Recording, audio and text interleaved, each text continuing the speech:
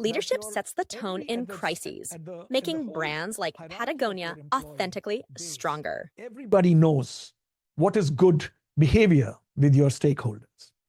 So leadership sets the tone. And we think that Boeing has seen 3 leaders because they haven't found the sweet spot, the right leader who can take care of the situation. In Nestle Maggie's case that I talked about, they didn't change the leader, but they had 4 leaders from different countries that converged on India to solve the problem that Maggie was having. The CEO of Nestle Worldwide, the Sri Lanka CEO, the India CEO, and I forget, there were 4 CEOs who were all bunched up in a room and saying, how do we crack this problem?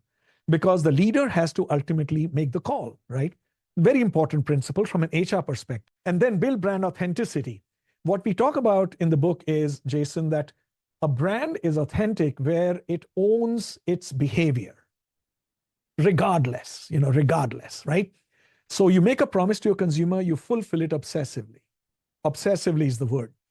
And when you make a mistake, you own it, you take ownership and say, I'm going to fix it. That is what authenticity is in our opinion. And the 2 brands that bring a smile to our face, which we think are really authentic brands, are strong leadership-based brands. One is Patagonia, and one is Ben & Jerry's. Yeah. Now, Ben & Jerry's as a brand probably, triggers some people because they have taken very strong. Yeah, they can be perceived like too liberal. That's like exactly. Too That's exactly. eco-friendly. That's too exactly. Environmental. Yeah, and we completely understand if the people who are on the opposite side of the spectrum don't appreciate this example. We totally understand. The point that we are making is not that you have to be too liberal. That's not the point we are making. The point we are making is they have taken a role, they have taken a stance, and they are executing it till the cows come home. No compromise about it, right? Even if it hurts them, even if there are calls for boycotts from the conservative end of the spectrum, they say this is what we believe, even if it costs us a lot. So they switched from traditional cotton to organic cotton some years back, even though it hit their profit.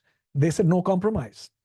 They actually went in public saying, don't buy this jacket, Patagonia, right? You might have heard of that. Yeah. And it wasn't an advertising strategy. They really meant buy recycled product. We want you to buy recycled product because recycling saves the planet.